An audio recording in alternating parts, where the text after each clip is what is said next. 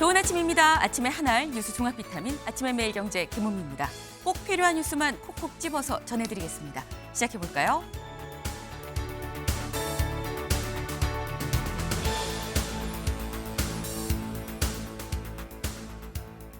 매일경제 일면입니다. 한국형 국부펀드를 만든다라는 소식입니다. 네, 지금 싱가포르에 테마색이란 국부펀드가 있죠. 이것과 비슷하게 한국형 국부펀드를 만들겠다라는 겁니다.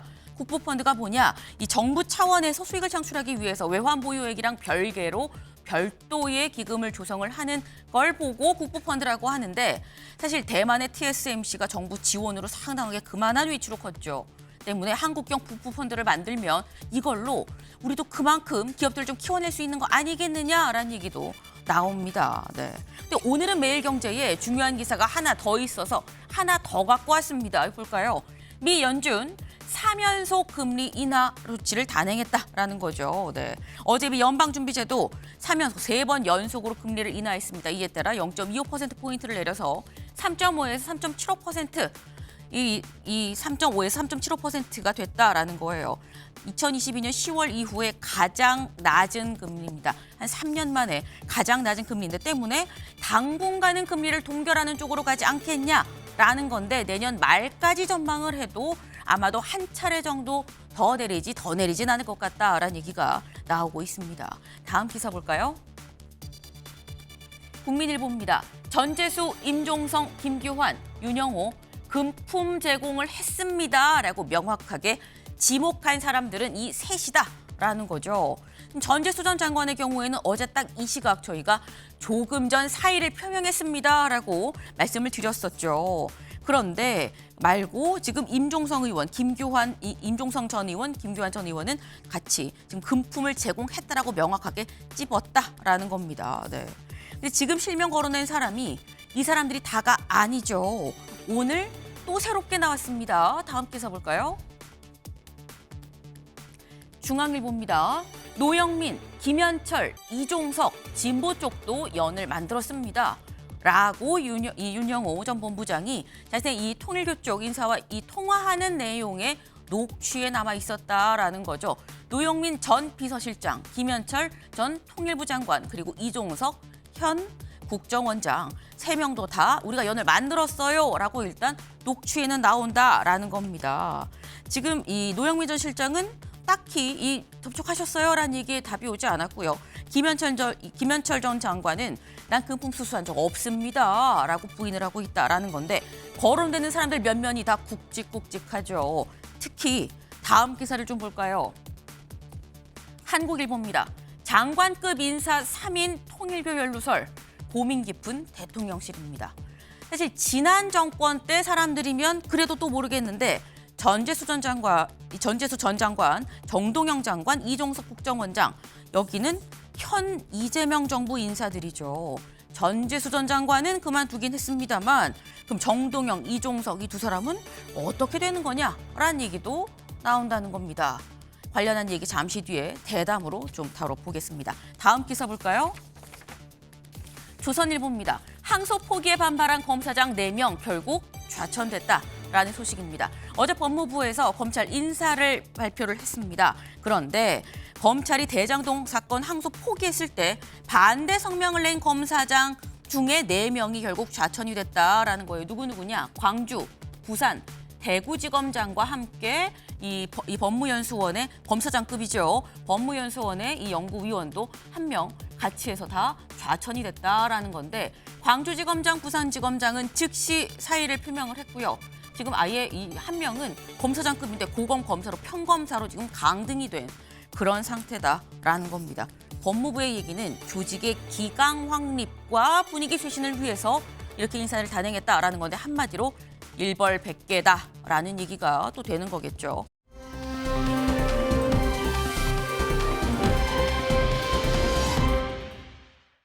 네, 바로 이 모습입니다. 손은 드는 이 여자 누구지라고 생각하실 수 있어요. 이번 올해 노벨 평화상 수상자죠. 바로 마차도입니다. 지금 사실 베네수엘라 마두로 대통령 독재에 맞서면서 이번에 노벨 평화상을 받게 됐는데 사실 이 정부에 잡힐까 봐 노벨상 수상도 딸이 대리 수상을 했었죠. 근데 이번에 가발 쓰고 목선 타서 겨우겨우 탈출을 했다라고 하네요. 관련 영상 잠깐 같이 보실까요?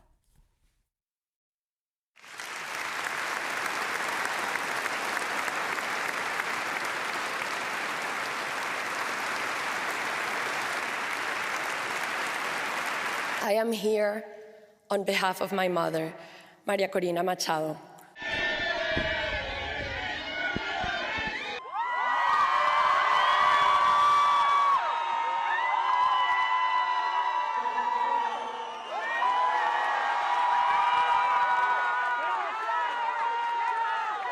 I had to be here.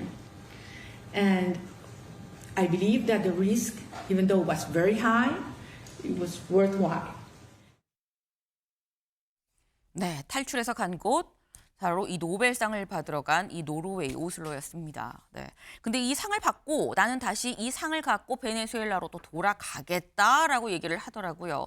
확실히 노벨상 수상자는 다르구나라는 생각이 좀 듭니다. 아침의 매일경제 뉴스 종합 비타민 언제나처럼 TV로 좀 크게 보시다가요. 궁금한 점 유튜브 댓글로 남겨주시면 같이 좀 얘기를 해보겠습니다. 첫 번째 키워드 들어가 볼까요?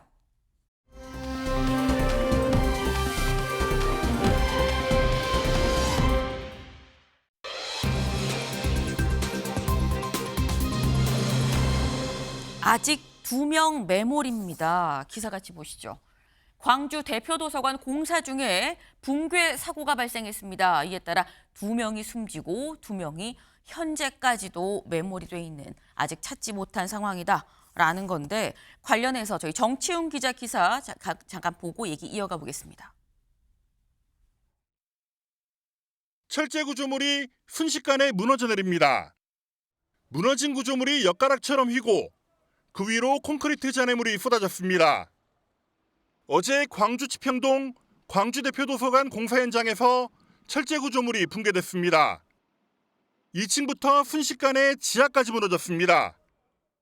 작업하고 있는데 이제 밖에서 뭔가 발파하듯이 큰 소리가 났고 이제 철제 구조물이 저렇게 무너졌고 그리고 그 위에는 작업자들이 한 10명 정도. 이 사고로 옥상과 지상에서 작업하고 있던 하청업체 근로자 4명이 매몰됐습니다. 이 가운데 2명은 발견됐지만 숨졌고 2명은 아직 매몰된 상태입니다. 소방당국은 이처럼 불을 환하게 밝힌 채 밤샘 구조작업을 벌였습니다. 하지만 철근이 뒤엉켜 있고 쏟아부은 네미콘이 구조를 어렵게 하고 있습니다. 콘크리트 구조물이 서서히 양성이 굳어가고 있거든요. 그 호미로 다 긁어내면서 지금 작업을 하고 있기 때문에 구조와 별개로 고용노동부와 경찰은 중대재해법 위반과 불법 재하도급 여부 등을 조사하고 있습니다. 사고가 난 공공도서관은 지하 2층, 지상 2층 규모로 내년 4월 완공을 앞두고 73% 정도 공사를 진행하고 있었습니다. MBN 뉴스 정춘우입니다. 네, 영상으로 보셨겠습니다만 그야말로 철근들이 엿가락처럼 휘었다라는 표현이 들어맞는 것 같습니다. 여기 사진을 좀 같이 볼까요? 네, 사진 보면 지금 여기 엿가락처럼 완전히 다 이렇게 휘어버렸어요. 다 무너져 내리고. 근데 이 철근 하나하나가 얇아 보여도 사실 사람이 혼자 이 철근 한 가닥 들기도 무거워서 잘 못 들거든요. 근데 이런 철근들이 다 완전히 엿가락처럼 휘어버렸다라는 겁니다. 문제는 이 아래에 아직 2명이 더 매몰이 돼 있는 상황이다. 지금 위치도 명확하게 어딘지 알 수 없는 상황인 걸로 지금 알려져 있는데 근데 이게 윤영걸 대표님 하필 날씨가 또 오늘 엄청 춥거든요. 오늘 밤에서 또 내일 넘어가면서 눈까지 온다고 하는데 이거 어떡하나 싶습니다. 그러니까요. 그 광주 쪽에 뭐 한파주의보까지 내렸으니까 네. 이게 콘크리트 다설한 게 더 얼어붙으면은 지금 2명이 실종됐는데 그걸 고하기가 좀 쉽지 않는 거 아니냐 뭐 이런 생각이 들어요. 광주에 저 도서관 매몰 사고 참 안타까운 게 3년 전에 현대산업개발이 큰 사고를 냈거든요. 네. 근데 왜 또 저런 같은 지역에서 또 났는지 모르겠고, 또 하나는 그 현대산업개발대는 고층 빌딩이었는데 났는데 네. 이번엔 겨우 2층이거든요. 2층인데 얼마나 부실 공사를 했으면 그렇게 무너질까. 그러니까 콘크리트하고 철근하고 양생 작업 중에 네. 잘 붙어야 되는데 이거 지지대 제대로 안 하고 서두르다가 그냥 무너진 거 아닌가 뭐 이런 생각이 좀 들어서 그 지난 6월 달에 또 현장 소장이 추락해서 사망한 또 지역이에요. 그러니까 중대재해법을 아무리 강화한다고 해도 현장에서 제대로 움직이지 않는 거 아니냐 이런 안타까운 마음이 듭니다. 네. 지금 말씀처럼 이게 높이 진 것도 아니고 2층짜리 짓고 있었는데 이게 어떻게 이렇게 짓다가 무너질 수가 있는 거냐라는 말씀을 하셨어요.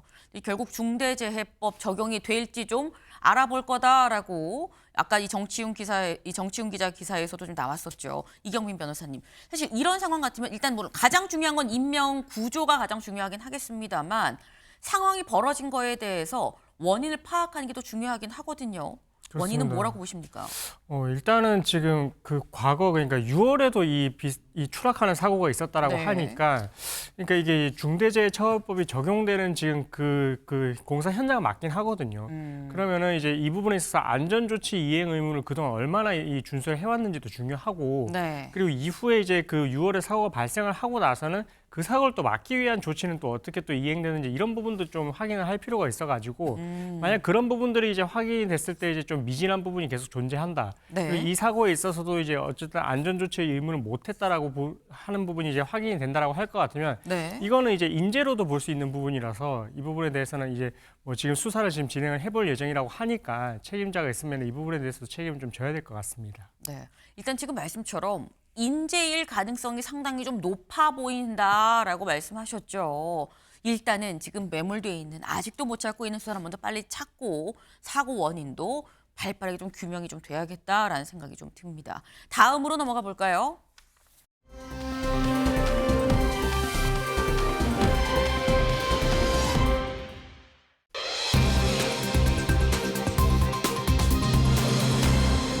네 시간 반 만에입니다. 기사 같이 보시죠. 엄정 수사 다음 날 새벽 전재수 사의 표명 이 당일 바로 수용했다라는 겁니다. 어제 저희가 조금 전 공항에 내린 전재수 장관 사의를 표명했습니다라고 전해드렸죠. 그게 어제 새벽 한 6시 30분쯤 있었던 일입니다. 그런데 그리고 난 다음에 이재명 대통령이 거의 바로 이 사표를 수리를 했어요. 시간대별로 좀 볼까요? 네. 어제 한 새벽 6시 45분쯤에 전재수 장관이 사의를 표명을 했습니다. 여기까지 저희가 전해드렸었는데 그 뒤에 대략 한 4시간 반 정도 지난 이 오전 11시 28분 이재명 대통령이 장관 사의를 받아들이기로 했고 사직서는 절차에 따라 처리가 될 겁니다. 아직 이 단계에선 사직서가 이 서류상으로 이 도장이 찍힌 건 아닌 거죠. 사직서가 접수가 된 건 아닙니다. 그런데 최종된 건 오후 5시 장관 면직안이 실제로 꽝꽝꽝 도장 찍어서 제가가 됐습니다. 라고 알려졌다라는 거죠. 근데 그렇다고 하면 최창일 교수님, 사의 표명하고 한 4시간 반 만에 아직 결재한 사인도 하기 전에 사직안 사인도 하기 전에 이거 받아들일 겁니다라고 이렇게 대통령실에서 고지를 한 경우가 여야 통틀어서 있나라는 생각이 들어요. 사의 표명도 저기 업무 시작하기 전에 새벽에 저렇게 하고 네. 또 5시간 만에 사의를 받아들인다라고 얘기하고 바로 또 오후에 제가 했단 말이에요. 굉장히 신속하게 이루어졌거든요. 그러니까 전재수 전 장관은 지금 이제 그 혐의가 없다, 자기는 받은 적이 없다라는 거 아닙니까? 그렇게 주장하고 있는 건데 아직은 의혹 단계긴 해요. 의혹 단계 합니다만 의혹 자체만으로도 이게 상당히 현직 장관이기 때문에 정권에 타격을 줄 수 있다. 네. 그렇게 판단한 것 같아요. 일단 수사를 해봐야지 알겠습니다만 그러니까 어쨌든 간에 정치적인 책임을 져야 된다. 그리고 수사를 받더라도 현직에서 받는 것 자체가 공정하지 않게 비칠 수가 있죠. 현직을 일단 물러나고 그리고 수사를 받겠다라는 그런 의제 표현으로 일단 보이기 때문에 네. 정권 차원에서 이 사안을 대단히 심각하게 받아들이고 있다라고 보여집니다. 일단. 네. 정권 차원에서 굉장히 이 사안을 심각하게 보고 있기 때문에 처리도 전에 처리할 겁니다라고 예고를 하고 당장 하루 만에 일사천리로 바로 면직안이 제가가 된 거 아니겠느냐라는 말씀이에요. 근데 이 제가가 된 뒤에 나온 첫 전재수 전 장관의 이 입장이 나왔습니다. 어젯밤 이 늦은 시간까지 앉았던 것 같아요. 밤 11시 53분 네, 올린 글이에요. 자신의 SNS에. 부산 이전이 진행되는 시점에 떠나가게 돼서 마음이 무겁습니다. 근거 없는 의혹은 전혀 걱정하지 않으셔도 됩니다. 나 진짜 아니에요 라고 얘기를 한 거죠. 그러면서 한 얘기, 직원 여러분은 흔들림 없이 업무에 매진해달라라는 얘기를 했습니다. 마지막 가는 길 흔들림 없이 업무에 매진해 주십시오라는 말을 남기고 갔다라는 건데 지금 여기에서도 진짜 아니니까 걱정하지 마세요. 전혀 근거 없는 의혹입니다라고 지금 얘기를 하고 있죠. 근데 이렇게 부인하면서도 그만뒀습니다. 근데 그러면 윤영걸 대표님. 네. 사실 지금 아까 나왔습니다만 장관급이 3명이 지금 얘기가 나오고 있거든요. 전재수 장관, 정동영 장관, 그리고 이종석 국정원장 장관급 3명이 얘기되고 있는데 전재수 장관은 그만뒀는데 그럼 정동영 장관과 이종석 국정원장은 그냥 있어도 되는 거냐라는 얘기가 나올 수도 있어요. 뭐 그런 여론이 계속 나올 수는 있는데 지금 전재수 장관부터 사의 표명하고 시급비 수리한 거는 네. 돈 받은 정황이 구체적으로 지금 나오고 있기 때문에 그렇습니다. 정동영 장관하고 이종석 국정원장은 아직 뭐 그쪽 통일교 쪽 교류가 많았고 네. 특히 정동영 장관은 뭐 천정구인가 가평에 그 찾아갔고 여러 가지 뭐 행사에 치사도 하고 나왔지만은 돈 문제는 아직은 나오진 않았어요. 그러니까 사의 표명하기는 조금 이르다고 보는 건데 전재수 전 장관은 지금 구체적으로 나오고 있잖아요. 2018년 9월 달에 전재수 전 장관이 가평 천정궁 찾아가서 한학자 그 총재한테 큰절하고 돈을 3천만 원에서 4천만 원 봉투를 줬는데 까르띠에 시계하고 불가리기 시계를 줬는데 처음에는 거절했는데 이 돈은 복돈이야 하니까 감사합니다 하고 받아갔다는 거 아니에요? 그러니까 구체적으로 나오니까 지금 빨리 수리한 거는 뭐겠어요? 권성동 의원하고 자꾸 비교가 되는 거예요. 권성동 의원하고 뭐가 차이가 있냐? 거기는 벌써 구속돼서 1억 받아가지고 지금 재판도 열리고 있는데 네. 여기는 특검에서 기소도 안 하고 발표도 안 하고 8월 달부터 4개월을 깔아뭉갰잖아요. 그러니까 이게 자칫하면은 대장동 항소 포기보다 불이 더 클 것 같으니까 시급히 지금 어떻게 보면 조치를 한다고 하는 게 사의 표명 꼬리 자르기라고 저는 봅니다만은 정동영, 이종석 그 국정원장은 제가 보기에는 추이를 좀 더 지켜볼 것 같다 이런 생각이 듭니다. 네. 사실 지금 이 장관급 현 이재명 정부의 장관급 3명이 거론이 된다고 하지만 전재수 전 장관과 정동영 장관 그리고 이종석 이 국정원장은 좀 사안이 좀 다르다고 봐야 된다라는 취지의 말씀을 하셨어요. 명확하게 뭐 돈을 받았다라는 게 나오지 않고 있기 때문에 그러니까 이건 좀 달리 봐야 된다라는 건데 정동영 장관은 극명하게 부인을 하고 있죠. 기사 같이 볼까요? 정동영 천정공서 윤영호 한 번 만났어요. 그게 답니다라고 얘기를 하는 거예요. 통일교 단체 간부가 그때 동행을 했었고 딱 한 번 만났습니다라고 얘기했습니다. 어제 정동영 장관이 출근하는 길에 기자들이 따라붙어서 물어봤습니다. 뭐라고 얘기를 했느냐? 통일교 천정궁에서 윤영호 한 번 만났습니다. 10분 얘기를 했어요. 그것도 통일 얘기였습니다. 한학자 총재를 만난 적이 없고요. 금품 수수 보도도 허위입니다. 라고 얘기를 하면서 30년 정치 인생에서 단 한 차례도 금품 관련한 사건에 이름이 오르내린 적이 없는데 오래도록 내가 이걸 긍지로 여겨왔는데 이럴 수가 있습니까? 진짜 아닙니다. 라고 얘기를 했습니다. 그럼 절대 아니에요. 라고 얘기를 하고 있는데 지금 상황이 아무래도 전방위적으로 다 지금 얘기가 나오다 보니까 최창일 교수님. 네. 이제는 아니에요 라고 말하는 사람이 내가 이래 해서 아니에요 라고 약간 증거를 내밀어야 되는 약간 이런 상황까지 온 것 같아요. 정동영 장관 저 사안도 일단 정 장관은 뭐 전혀 금품 받은 적이 없다. 그리고 아직도 아직 보도에는 아까 말씀처럼 금품 수수했다는 건 안 나오고 있어요. 그러니까 일단 금품을 수수했다는 그 특정한 시점 또 그리고 어떤 방식이라든지 청탁 내용 이런 것들이 좀 특정이 되면 그렇게 된다면 이제 사안이 양상이 달라질 수가 있죠. 전재수 장관 같은 경우는 이제 전 장관입니다만 그런 게 조금 이제 정황이 나타나니까 사의를 표명하고 빨리빨리 처리가 됐는데 지금 이 사안 자체가 글쎄요 이거 거의 게이트로 비화할 수 있는 가능성이 대단히 높아요 지금. 임종성 전 의원이라든지 김규환 전 의원은 이미 뭐 이제 받았다고 의혹이 나오고 있는 것이고 이종석 현재 국정원장도 받은 적은 없다고 얘기합니다만 이 사안에 따라서 어떻게든지 봐야 될 것 같아요. 특히 이제 통일교가 2018년부터 2020년도까지 지금 이른바 작업을 했다는 거 아니에요? 그리고 2022년 대선 앞두고 여야 모두에게 접촉했다라는 거거든요. 네. 앞으로 얘기가 또 나오겠습니다만 그런 걸로 봐서는 상당히 폭넓게 이게 번져 있을 수 있을 것 같아요. 벌써 이제 하루 지나자마자 노영민 전 실장 얘기도 나오고 여러 인사들 얘기가 나오는 거 아니에요?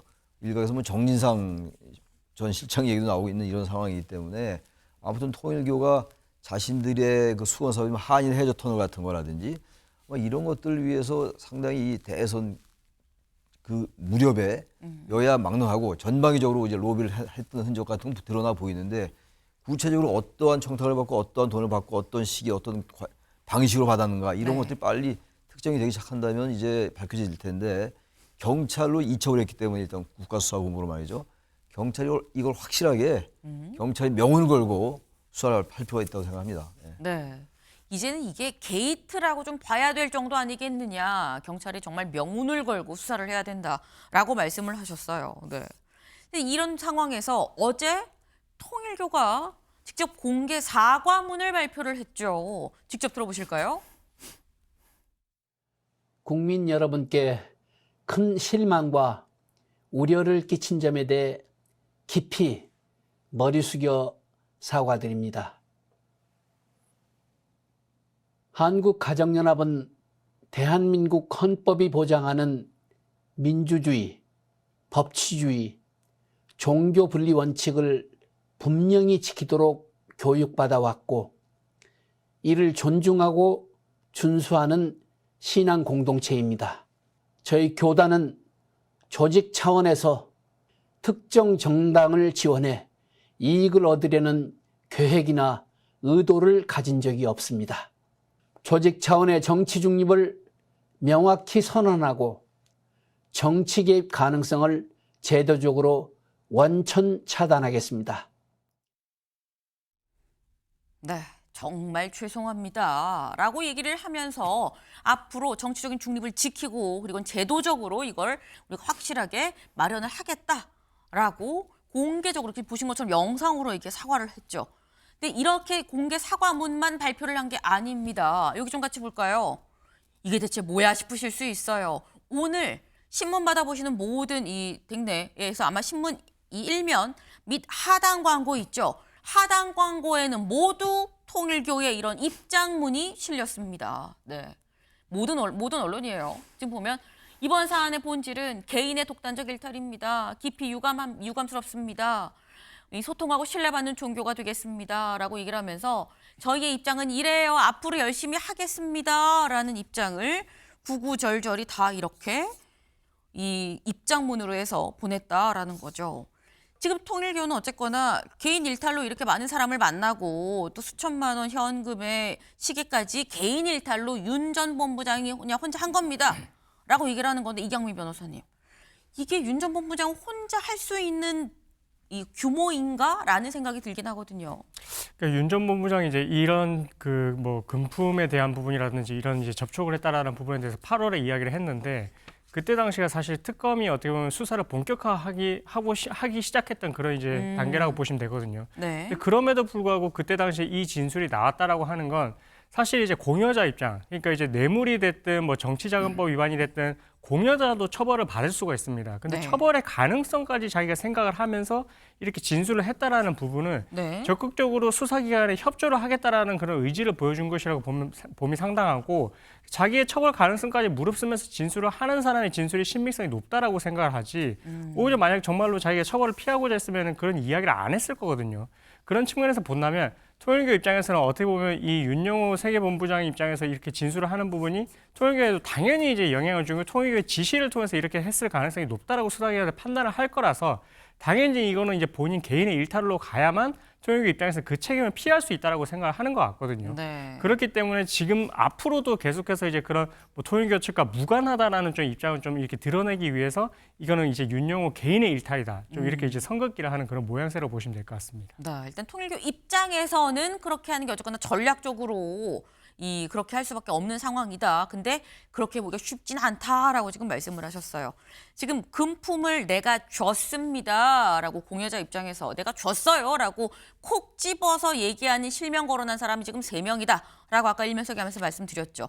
전재수, 임종성, 김교환 3명이다라는 겁니다. 그중에 전재수 전 장관은 어제 그만뒀고요. 이제 임종성 전 의원 그리고 김교환 전 의원이 남았는데 이 둘은 대체 그럼 뭐라고 얘기를 하느냐라는 겁니다. 이 동아일보 기사 같이 볼까요? 임종성, 통일교 간부 여당 당직에 앉힌 건 사실입니다. 사실이지만 돈은 안 받았어요 라고 얘기를 하고 있고요. 김교환 전 의원, 축사하러 가서 한학자와 악수 한 번 했습니다. 뭘 받은 게 없어요 라고 얘기를 하고 있다라는 거죠. 여기 밑줄을 좀 같이 보겠습니다. 임종성 전 의원은 이렇게 얘기를 합니다. 내가 이 씨를 앉힌 건, 그러니까 이모 씨를 앉힌 건 당직에, 민주당 당직에 앉힌 건 사실이다. 근데 내가 처음에 알게 된 게 2019년 7월에 출장 갔을 때 러시아 통역으로 이 사람을 처음 만나서 인연이 된 거지 통일교 뭐 부탁이나 이런 걸로 한 거는 아닙니다라고 얘기를 했어요. 그러면서 한 얘기, 내가 거기 천정궁까지 갔다고 하는데 간 게 이유가 가평에 누가 꽃이 심어진 예쁜 카페가 있다 그래서 가족들이랑 가서 차 마시고 그 입구에서 이 꽃이 예쁘길래 사진 한 장 찍고 온 겁니다라고 얘기를 했다라는 거죠. 다시 말해서 나는 가긴 갔는데 뭐 누굴 만나고 이런 게 아니라 그냥 가서 차 마시러 갔다가 이 사진 한 장 찍고 온 거예요라고 얘기를 하고 있어요. 이게 임종성 전 의원의 얘기입니다. 그러면 김교환 전 의원은 뭐라고 하느냐? 이렇게 얘기를 하고 있죠. 김 전 의원, 윤 전 본부장이 본인이 돈을 먹은 것 같아라고 얘기를 하고 있어요. 본인이 횡령해서 잘리니까 지금 말을 만들고 있는 것 같아요라는 거죠. 한학자 총재와의 만남에 대해선 그 사람들은 높은 사람들이라 내가 뭐 축사하러 가긴 갔는데 가서 악수나 한 번 했지 내가 만날 레벨이 아니에요라고 부인을 했습니다. 그러니까 둘 다 안 받았다라는 얘기를 지금 하고 있어요. 근데 약간 아니다라고 얘기는 하는데 특히 김교환 의원이 내가 만날 그런 레벨이 아니에요. 나는 만날래야 만날 수도 없어요. 라고 얘기하면서 지금 부인을 하고 있는데 근데 김 의원이 축사하러 가서 악수만 한 건 아니더라고요. 영상으로 확인해 볼까요? 우리 저 본부장님의 말씀을 여기 초청을 받고 나서 그때부터 연습을 한번 해봤습니다. 과연 될까? 한번 불러볼까요?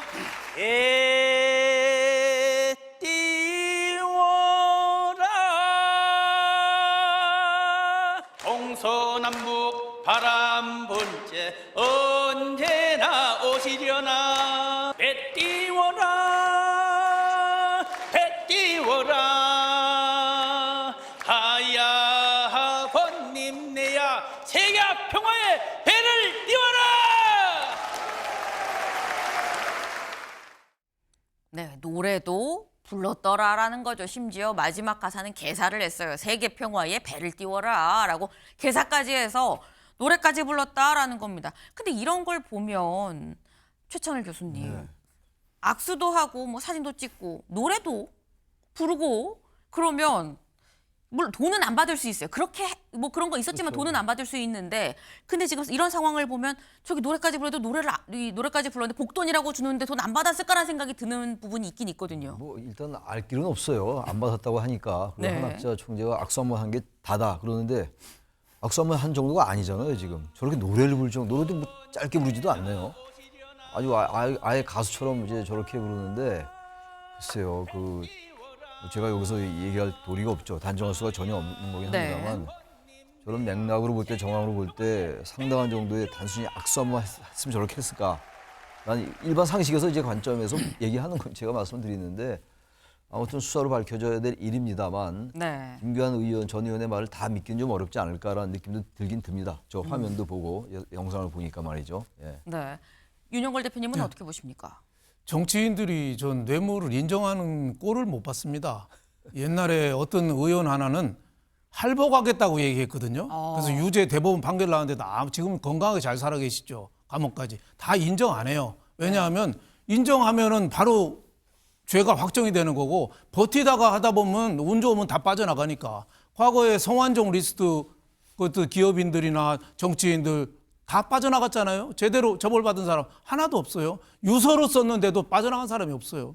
예, 사소한 이유로. 확실히 그 장소, 뇌물 전달 장소나 시기, 청탁 이유 뭐 여러 가지가 대가성이 나오지 않으면 법원에서 풀어주니까 없는데, 제가 보니까 임종성 전 의원 같은 경우는 카페가 예뻐서 그 천정궁 가평까지 갔다. 그 말을 누가 믿겠어요. 저도 뭐 지나가다가 그 통일교 그 성전이 있는데 네. 지나가다는 봤습니다만은 거기에 꽃 구경하러 가는 사람은 제가 별로 본 적이 없습니다. 그리고 김규환 전 의원도 저렇게 노래할 정도면은 저는 오디션 프로그램 나올 정도로 노래 잘하거든요. 네. 저거는 보통 기분 좋으면 저렇게 안 해요. 정치인들은 맨입으로 저렇게 안 합니다.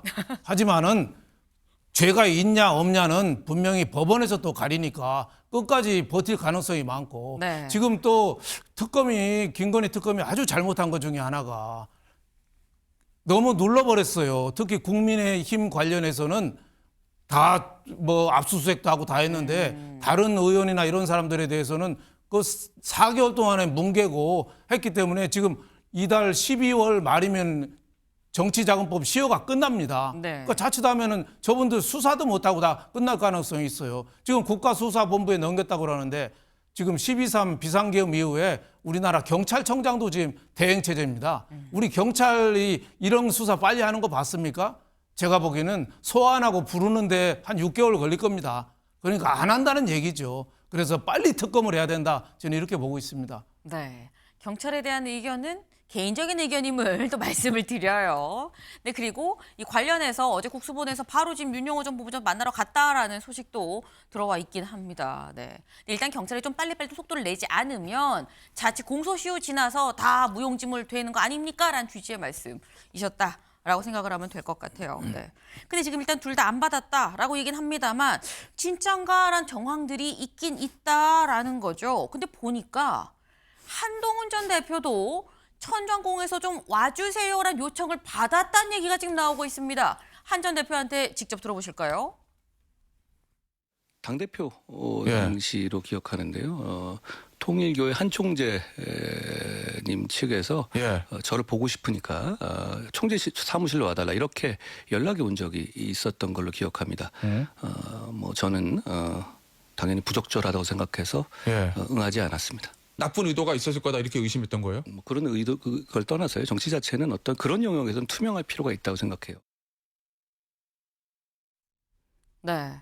지금 한동훈 전 대표가 나한테도 와달라고 요청을 했는데 내가 안 갔다라는 얘기를 지금 하고 있어요. 그러면서 하는 얘기가 주찬일 교수님. 아니 오랜다고 다 갑니까? 왜 갑니까? 라는 얘기를 하고 있거든요.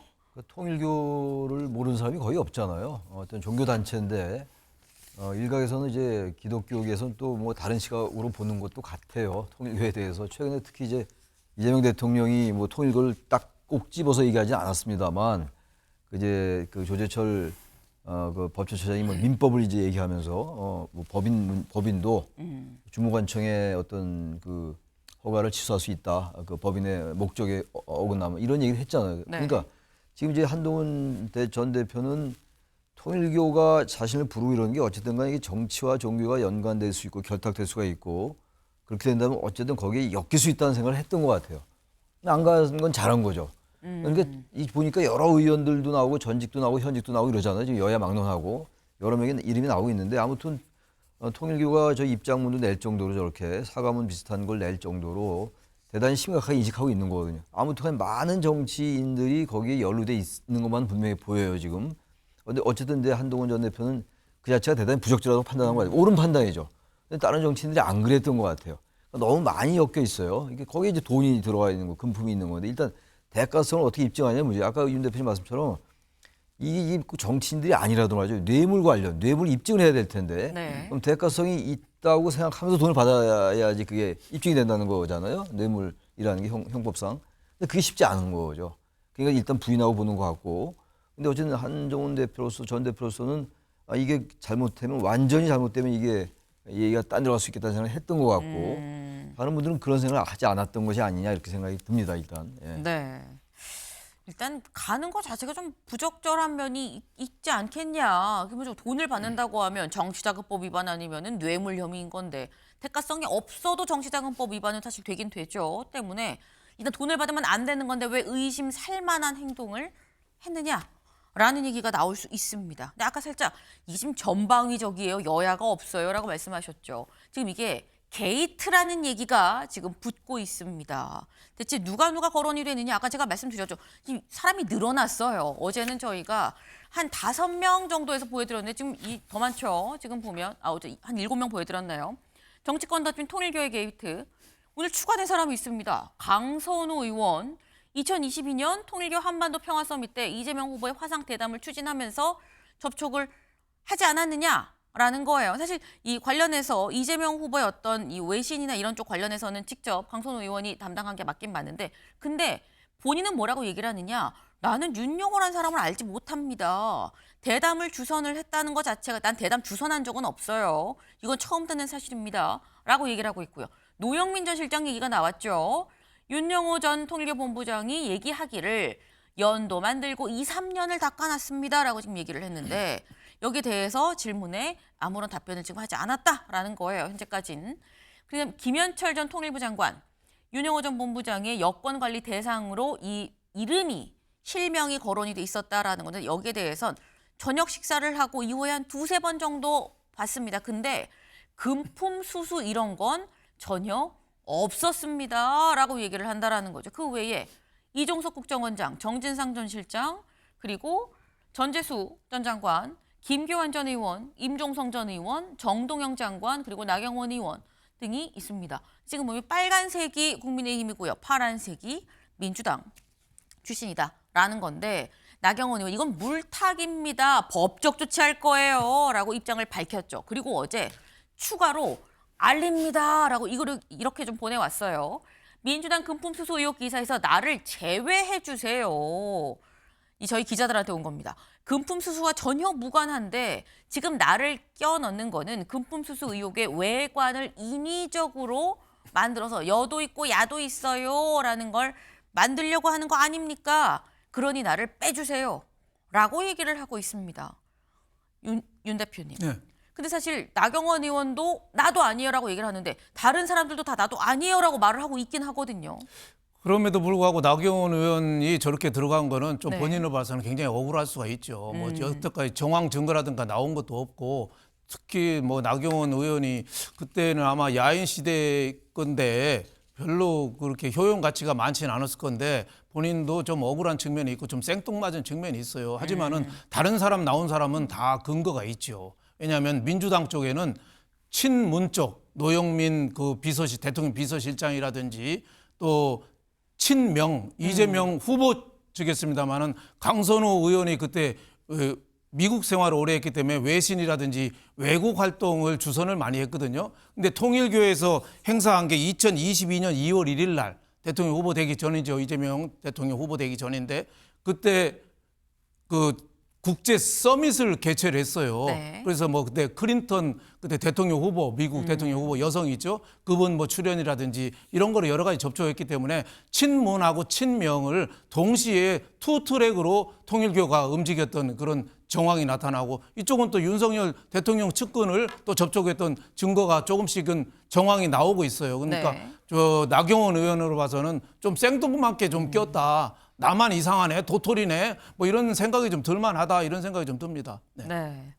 지금 현재 여러 실명들이 막 거론이 되고 있죠. 여기에서 지금 억울한데 이걸 어떻게 하냐 혹은 노심초사하는 사람도 있을 겁니다. 그렇기 때문에 지금 경찰의 수사가 좀 빨리빨리 속도를 좀 낼 필요가 있다라는 말씀을 좀 드립니다.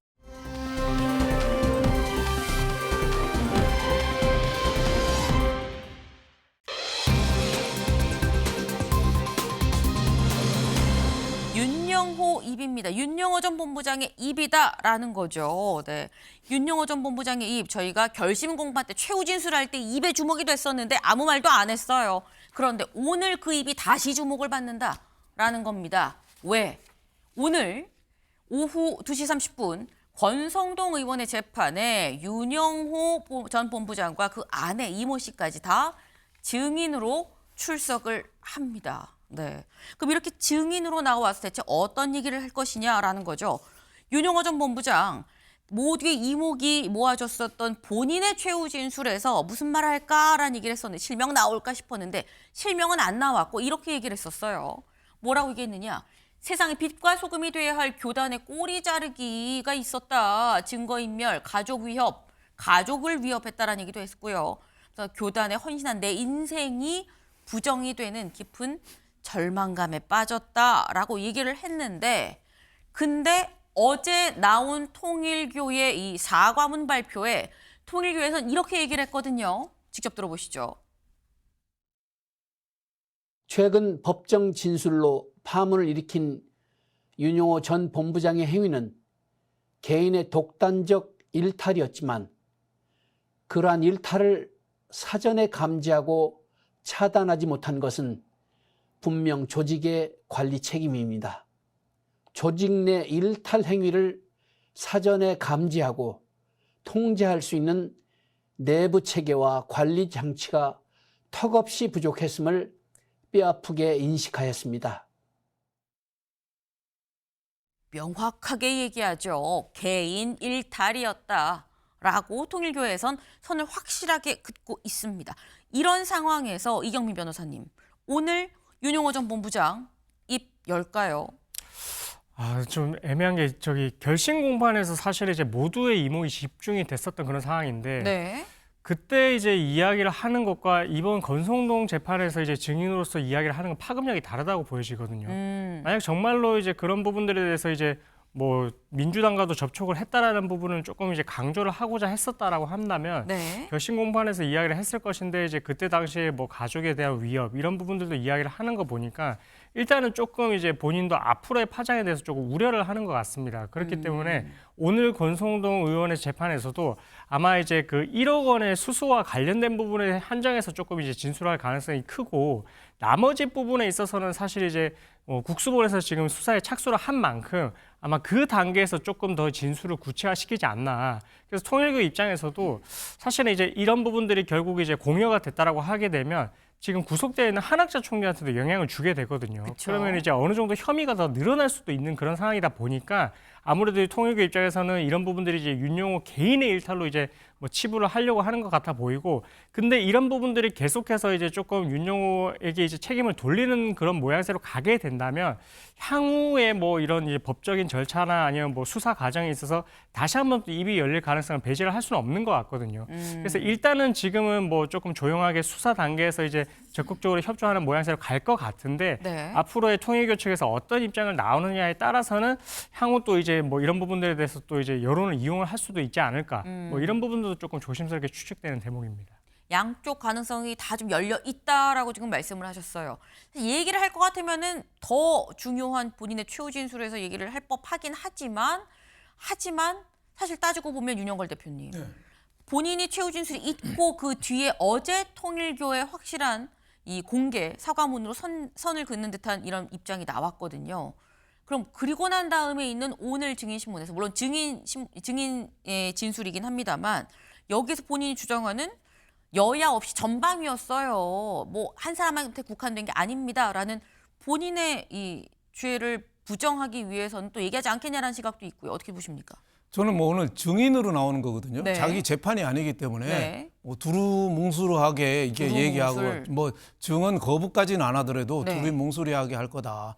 윤용호 세계 본부장은 통일교 2인자였거든요. 자기 재판이 제일 급합니다. 며칠 전에 구형 받았잖아요. 1심에서 비교적 관대하게 나왔어요. 4년밖에 안 나왔거든요. 그러니까 윤용호 본부장 측으로 와서는 잘하면 2심, 3심에서 조금 감형받으면 집행유예라도 나올 수 있겠네? 바둑에도 나오잖아요. 아생, 연후, 살타. 나부터 살고 남한테 공격해야 되고 통일교 관계에 뭐 서운한 것도 많고 하지만 자기 살기 위해서 네. 김건희 특검하고 그동안에 약간의 좀 어느 정도 오간게 폴리바게는 아니더라도 네. 뭔가 좀 협상이 좀 있었던 것 같다. 그래서 4년이면은 비교적 관대했고 집행유예 나오기 위해서 본인의 최선을 다할 것 같다. 그래서 아마 여야 막론하고 두루 뭐 인사치레를 하고 통일교 차원에서 결정한 거를 나는 집행했을 뿐이다. 뭐 이런 식으로 하지 아마 그 그 의원의 재판에 직접 영향을 주는 폭탄 발언이라든지 네. 통일교 민주당 발언이라든지 이재명 대통령까지 파급 미치는 발언 이런 거는 뭐 안 할 걸로 보여집니다. 네. 폭탄 선언은 나오지 않고 그렇다고 또 진술 거부도 할 것 같지는 않아서 두루뭉술하게 오늘 증인 신문 시간이 좀 지나가지 않겠냐라는 말씀을 하셨어요. 지금 사실 저희가 실명이 거론되는 이런 한 명 한 명 모두 다 결국 내가 졌습니다라고 얘기를 하는 윤영호 전 본부장 그리고 윤영호 전 본부장이 다른 통일교 간부와 얘기를 한 과정에 녹취록에 나오는 인물들을 지금 다 실명이 거론이 되고 있는 거죠. 근데 관련해서 이런 얘기도 있었습니다. 동아일보 기사 좀 같이 볼까요? 통일교 전 간부 비용을 처리를 해줘야 끈끈해져라고 이재명, 윤석열 캠프 양쪽을 다 거론을 했다라는 거죠. 이게 지금 대화 내용입니다. 지금 이윤영호 전 본부장이랑 이 통일교의 이 간부, 좀 부회장이었었던 사람과 대화예요. 대화인데 이윤영호 전 본부장 뭐라고 하느냐. 내가 어프로치한 게 오바마, 그다음 힐러리, 그다음 일론 머스크예요. 라고 했더니 어프로치하고 있는 명단을 나한테 주면 내가 모 의원한테 좀 넘길게. 당에서는 이 비용을 좀 얘기를 할 거거든요. 그리고 얘기하니까 윤 본부장이 뭐라고 하느냐. 그거를 처리를 해줘야 끈끈해지는 거고요. 보험을 드는 거죠. 라고 얘기를 합니다. 그러면서 윤석열 후보의 기획 플래너까지도 어프로치를 했고 문재인 당시 대통령 이 직접 밑에서 신복을 통해서 또 비서실장도 계시지만 내가 다 연관 줄이 다 있어요. 라는 식으로 얘기를 해요. 그러면서 이런 얘기까지 나오죠. 조금 어떤 사람 생각하세요? 얘기했더니 조금 싼 사람 생각해요. 라고 얘기하면서 농구 선수 커리 같은 경우나 가볍게 하나 좀 연결을 해주면 젊은 애들 표를 얘기를 하니까 거리가 더 비싸요. 거기 80만 불이에요. 80만 불이면 한 11억 넘죠. 네. 그 정도예요. 라고 얘기를 하는 거죠. 그래서 윤영호 전 본부장 이런 얘기도 합니다. 사실은 이재명 쪽에서도 이재명 당시 대표가 아닌 이재명 쪽에서도 뭐 다이렉트 뵙자고 좀 전화가 왔어요라는 이윤영호 전 본부장의 얘기 여기에 김건희랑 윤석열이 반말 쓴 사이랍니다. 뭐 영적인 얘기 이런 얘기도 안 돼요. 라면서 별의 별 얘기를 다 통화로 했는데 이게 다 지금 녹취록이 그대로 다 까져서 이 특검에서 지금 보고 있는 상황이다라는 거죠. 근데 이 부분이 이경민 변호사님 이거 비용을 처리를 해줘야 끈끈해지는 겁니다라는 얘기는 꼭 권성동 의원이 받고 있는 혐의처럼 돈을 무슨 쇼핑백에 넣어서 줬다라는 게 아니라고 해도 이게 돈에 상응한 어떤 대가, 돈을 비용 처리를 대신 해준다는 이런 사안도 상당히 있을 수 있겠다라는 생각이 들거든요.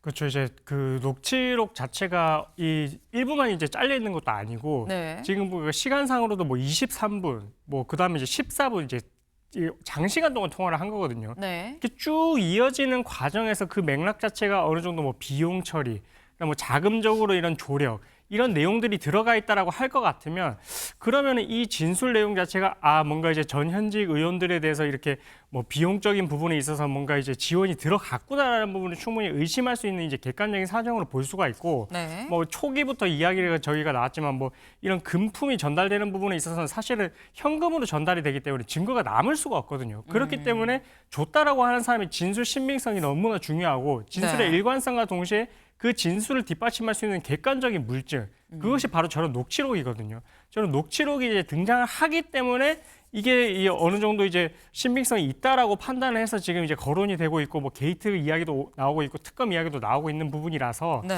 그래서 저런 부분들에 지금 증거들이 나와 있고 혹시나 이제 아직 언론에는 나오지 않았지만 뭔가 이제 특검 측에서 확보를 했던 다른 증거들까지 있었다라고 할 것 같으면 네. 그러면 이런 부분들에 있어서는 이제 이 윤영호 세계본부장의 진술의 신빙성을 훨씬 더 높여줄 수 있는 그런 자료들이 될 수가 있어서 뭐 앞으로 조사 과정에서 적극적으로 조금 이제 이 의혹을 받는 이제 의원들 입장에서는 좀 해명이 필요하지 않을까 그렇게 생각을 하고 있습니다. 네. 사실 지금 말씀처럼 이런 어떤 물증 여기에 약간 뭐 대가성이 있는 것처럼 보이는 이런 정황들 여기 이제 일관성이 있게 쭉 얘기가 나온다고 하면 이거는 사실 굉장히 좀 깊게 확실하게 좀 볼 수 있는 대목이 아니냐라고 좀 말씀을 해주셨는데 이번에 통일교 게이트라는 게이트가 지금 붙었죠. 게이트가 붙으면서 같이 나온 얘기가 바로 특검 얘기입니다. 네. 중앙일보 기사 같이 볼까요? 통일교 게이트 확산, 여야 공수교대, 야권, 민주당 특검해야 됩니다라고 얘기를 하고 있다라는 거죠. 관련 목소리 잠깐 들어보고 올까요?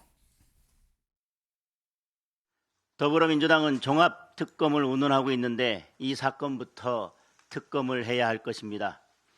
대통령도 여야 없이 철저하게 수사하라고 지시했습니다. 야당에 대해서는 이미 특검에서 충분한 수사가 이루어졌습니다. 남은 것은 여당에 대한 수사입니다. 더불어민주당은 피하지 말고 특검을 수용하기 바랍니다. 저는 오늘 통일교 민주당 정치자금 제공 사건에 대한 특별검사 임명을 제안합니다. 민주당이 의혹을 털어내고 싶다면 이 사안에서 자유로운 정당이 추천하는 특검을 받으십시오. 개혁신당이 통일교의 민주당 인사들에 대한 정치자금 제공 의혹에 대한 특검 후보를 추천하겠습니다. 국민의힘의 추가 의혹에 대해서는 조국혁신당이나 진보당이 추천하면 됩니다. 민정기 특검에서 수사를 진행하고 있었기 때문에 국수본에서 수사를 진행을 하고 과연 그 필요성 여부에 대해서는 다시 한번 검토를 해봐도 되겠다 그런 생각입니다. 저는 이제 그걸 정치적인 그 공격의 도구로 삼지 말고 객관적인 사실을 밝혀내는 차원에서 검토를 할 수도 있다 이렇게 보고 있습니다. 네, 국민의힘에서 얘기를 하고요. 개혁신당에서도 얘기를 하고 그리고 마지막으로 김영진 의원 7인 회의 멤버 중에 한 명인데 김영진 민주당 의원도 이거 검토해 볼 수 있는 것 같아요 라고 얘기를 하고 있죠. 이런 분위기가 최창일 교수님 이거 진짜 특검 그러면 되나? 라는 생각도 들어요. 일단 경찰의 이촉을 이제 했으니까 네. 경찰의 수사를 지켜보는 게 맞긴 맞는데 이게 정치자금법 같으면 이제 공소시효가 다 끝나가니까 네. 7년이란 말이에요. 2018년도에 돈을 받았다면 이제 2025년 올해 말이니까 그래서 특검에 내기면 또 시간이 많이 걸릴 것 같긴 해요. 빨리 경찰 수사를 해서 이제 공소시효 문제도 해결 좀 하고 이렇게 했으면 좋겠는데 특검에 넘기게 된다면 또 정치권에서 저런 공방이 오고 가고 말이죠. 이렇게 되면 오히려 시간이 늦춰질 수 있기 때문에 당장 수사를 지켜보되 결국은 특검 얘기가 나올 수밖에 없을 것 같아요. 여권에서도 저는 정면 돌파해야 된다고 생각하기 때문에 네. 오히려 수사를 선제적으로 요구하고 오히려 그게 낫지 않을까 생각이 들어요. 자꾸 경찰 수사를 지켜보고 하는 게 맞긴 맞는데 특검이라는 게 이제 수사가 미진하거나 미덥지 않을 때 하는 것이기 때문에 맞긴 맞는 논리인데 이 상황이 지금 물론 이제 돈을 받았다고 얘기되는 사람은 3명입니다만 다른 사람은 돈을 받았다는 얘기 나오지 않고 있어요. 의혹들인데 지금 그냥 접촉했다는 의혹들이고 그렇다 하더라도 워낙 많은 인물이 등장하기 때문에 뭐 게이트라는 얘기 벌써 여기서도 몇 번 나왔잖아요. 그렇다면 여권이 차라리 선제적으로 특검 얘기를 하는 게 낫지 않을까. 왜냐하면 다른 사안은 지금 2차 종합특검까지 하겠다는 얘기잖아요. 근데 이거는 특검하지 말자 그러면 그게 명분이 낫지 않을까라는 느낌도 들긴 들어요. 네. 오히려 여권에서 선제적으로 하는 방안도 방법일 수 있다라는 취지의 말씀을 하셨어요. 이 국회에서 논의가 어떻게 진행이 되는지를 좀 봐야 될 것 같습니다.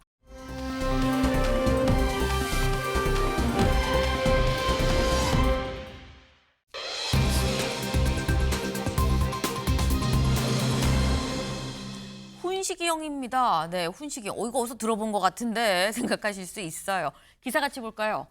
훈시기형, 땅 산 거 아니요? 라고 누가 세종에서 농담을 던진 대통령, 이재명 대통령이 훈시기형 땅 샀어? 라고 물어봤다라는 거죠. 어떤 상황인지, 여기서 바로 훈시기형이 우리가 아는 그 훈시기형인지 직접 영상으로 확인해 보시죠. 제가 말을 끝내기 전에요. 우리 비서실장도 고향 왔는데 한 말씀 하시지. 훈시경 땅 산 거 아니요?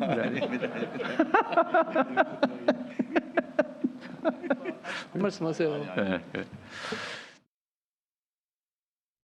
네, 강훈식 비서실장. 아니에요 하면서 부끄러워서 말을 하라는데 계속 못하고 안 한다고 하는 상황이었었어요.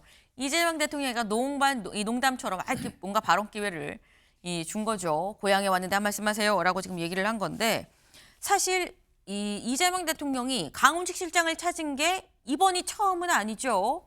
이때도 강 실장 어디 있나라고 찾았었습니다. 잠깐 보고 오실까요? 우리 여기 강훈식 우리 비서실장도 어디 왔다는 것 같은데? 안 왔어요? 안 오셨어요? 그래요? 여기는 온다고 써놔가지고. 알겠습니다.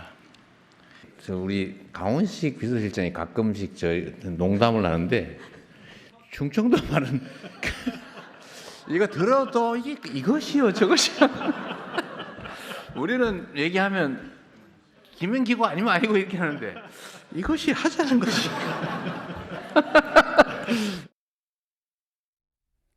네, 강훈식 실장을 어제도 찾고 며칠 전에 충남에서 이 타운홀 미팅 할 때도 찾았었다라는 거죠.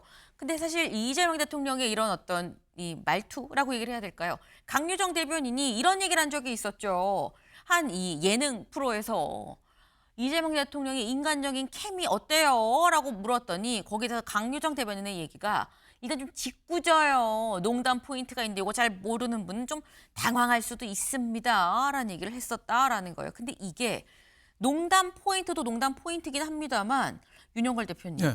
강훈식 실장을 굉장히 아끼는 것 같다라는 생각이 들긴 합니다. 뭐 아끼니까 얘기를 하겠죠. 네. 지난번에 성동구청장 얘기도 또 SNS에 띄운 것처럼 강훈식 비서실장도 상당히 아끼니까 얘기를 했겠고 또 훈식이 형이라고 한 거는 어떻게 보면 자학 개그죠. 요전에 김남국 국민소통 디지털 소통 비서관이 인사청탁 들어오니까 훈식이 형 얘기했잖아요. 또 현지 누나 얘기했으니까 그걸 비틀어서 어떻게 보면 자학 개그를 한 건데 네. 뭐 좀 김훈식 비서실장에 대해서는 제가 보기에는 최소한 충남도지사 추천할 생각은 좀 있지 않느냐 뭐 좀 그런 생각이 들고 또 김훈식 비서실장이 지난번에도 얘기했잖아요. 충청도라 그런지 이 말도 아닌 것 같고 저 말도 아닌 것 같고 애매하다. 네. 나는 예스 노가 분명한데 네. 그 말도 아마 타 지역 분들은 또 그런 얘기를 또 많이 해요.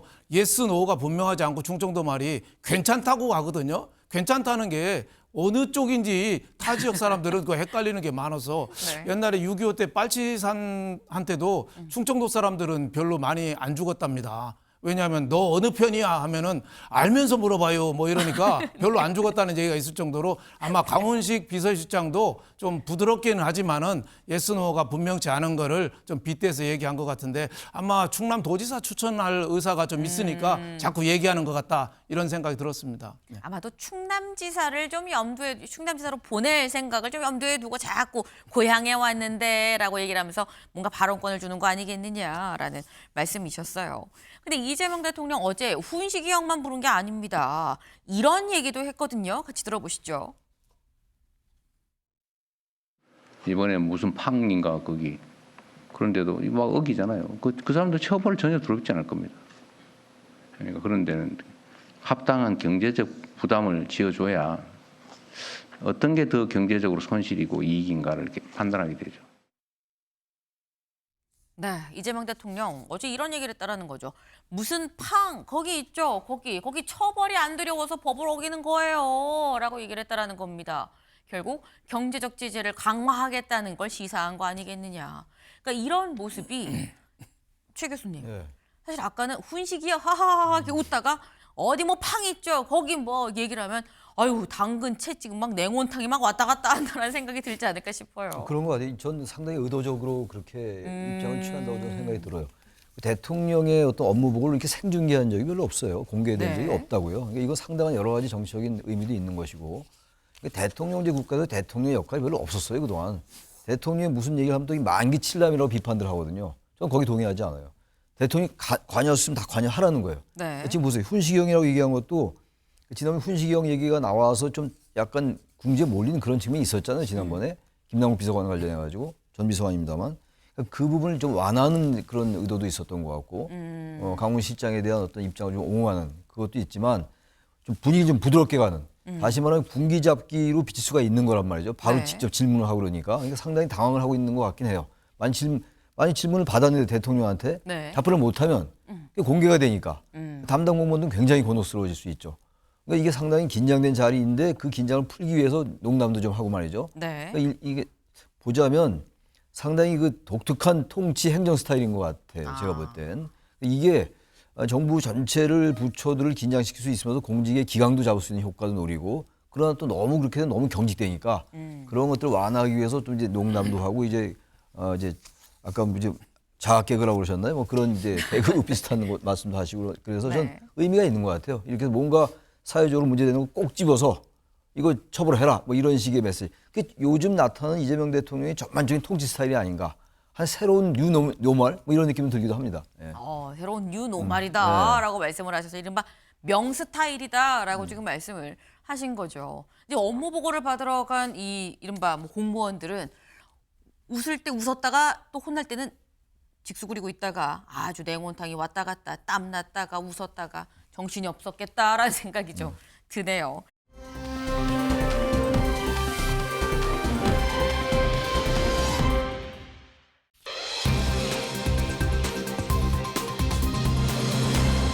네. 이게 뭐지 싶으실 수 있어요. 영화 러브 액츄얼리의 한 장면이죠. 사랑 고백을 하러 스케치북 들고 온 이 남자를 보는 여성의 이 눈빛. 이게 대체 왜 나오는 거야? 키워드가 안 나오고 라고 생각하실 수 있어요. 왜 이 장면이 나왔나? 여기 같이 보시겠습니다. 또 마이크 끄시게요. 아수라장 뒤끝 이어간 필리버스터 2라운드였다라는 거죠. 어제 국회 본회의가 열렸습니다. 근데 어제 국회 본회의에서도 여전히 필리버스터 2라운드가 펼쳐졌다라는 거죠. 당시 상황 영상으로 확인해 보시죠. 그러면 무제한 토론을 실시하겠습니다. 먼저 곽규택 의원 나오셔서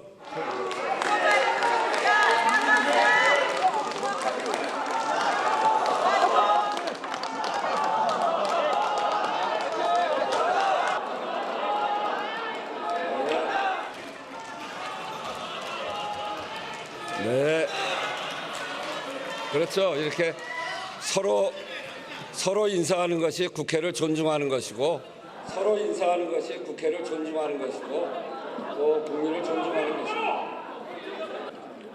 국회의장님께서 국회 담벼락에다가 본인을 기념하기 위해서 담 넘은 곳이라고 설치를 해놨습니다. 하나 더 기념하시라고 제가 만들어 왔어요. 저 앞에 저렇게 설치한 것은 회의 진행을 방해하는 물건임에도 불구하고 그것에 대해서는 국민들이 판단하실 겁니다. 예, 계속하겠습니다. 회의 진행에 방해가 되기 때문에 내려달라는 요청이 많습니다.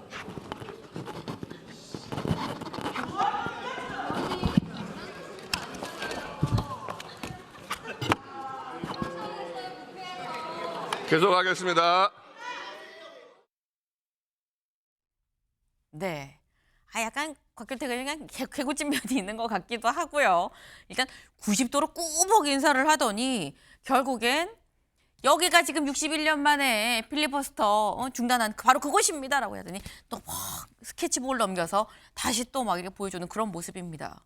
근데 이런 모습 어디서 본 것 같은데라는 생각 들지 않으시나요? 저희가 그래서 한번 요렇게 영상을 좀 구성을 해봤습니다. 같이 보시죠. 예, 이게 러브 액츄얼리라고 하는 영화에 나오는 그걸 좀 본땄고요.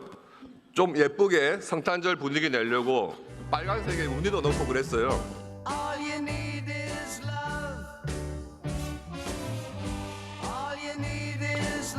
보면 이제 또 인포반을 녹여는데 보면 행정수라는 거 이야기를 합니다.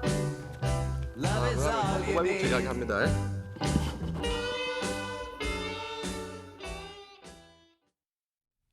네, 곽 의원 여러 장을 준비했더라고요. 그래서 한참 넘기는데 이거 윤 대표님 어떻게 보셨습니까?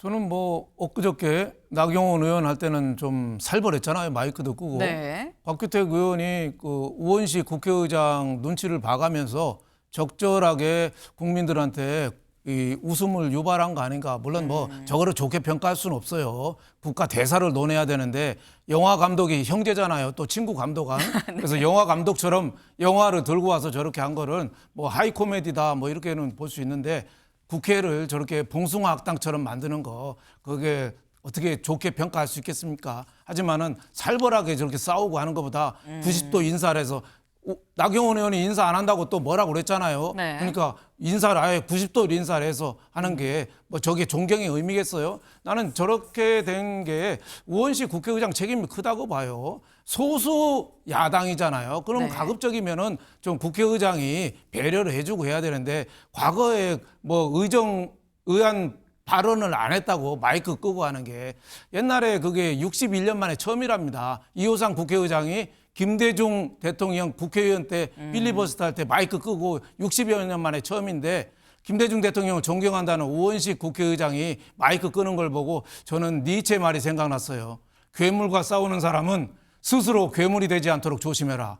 국회의장이 스스로 좀 괴물이 안 됐으면 소수 국회를 좀 야당을 좀 배려하는 그런 국회의장이 좀 됐으면 그런 생각이 좀 들었습니다. 네, 사실 어제 우원식 국회의장 또 곽규택 의원에 대해서는 마이크를 끄지 않았습니다.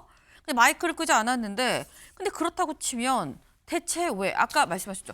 이 아마도 90도 인사를 하고 또 곽 의원도 들어가지 않았느냐라고 얘기를 했는데 이 필리버스터 1라운드와 2라운드 때 두 사람을 좀 같이 비교를 좀 해볼까요? 네, 보겠습니다. 일단 나경원 의원은 그냥 올라갔었죠. 그런데 아까 영상에서 확인하신 것처럼 90도 인사를 하고 됐다고 말할 때까지 고개를 안 들었어요. 그러고 가더니 냅다 올린 게 61년 만에 국회의장이 발언 중지 한 건 뭐 이런 걸 이제 올리긴 올렸습니다만 그래서 지금 요거 때문인가 90도 인사 때문에 그런가라는 생각도 드는데 최 교수님 이게 90도 인사 때문에 마이크가 안 꺼진 거다라고 봐도 되는 겁니까? 그 마이크 껐다고 이제 비판들을 많이 하잖아요. 61년 네. 만에 마이크 껐다 뭐 이런 얘기들을 하는데 거기에 대해서 부담이 있었겠죠. 그래서 안 끈 것 같고 나경원 의원의 태도도 그렇고 곽규택 의원의 태도도 저건 좀 약간 조롱조예요. 저거는 뭐 보기에 따라서 해악이나 뭐 위트를 곁들였다 정치에서 뭐 그렇게 평가할 수 있을지 모르겠으나 기본적으로 저런 뭐 정치를 희화화시키는 거죠. 필리버스터라는 중대한 국회법에 따른 절차를 진행하는데 저렇게 저를 인사를 하고 또 일어나지도 않고 저렇게 조롱하는 듯한 이런 건 좀 맞지 않는다고 보는 것이고 정치의 위트는 저런 게 아니라고 저는 생각하거든요. 근데 지금 보세요.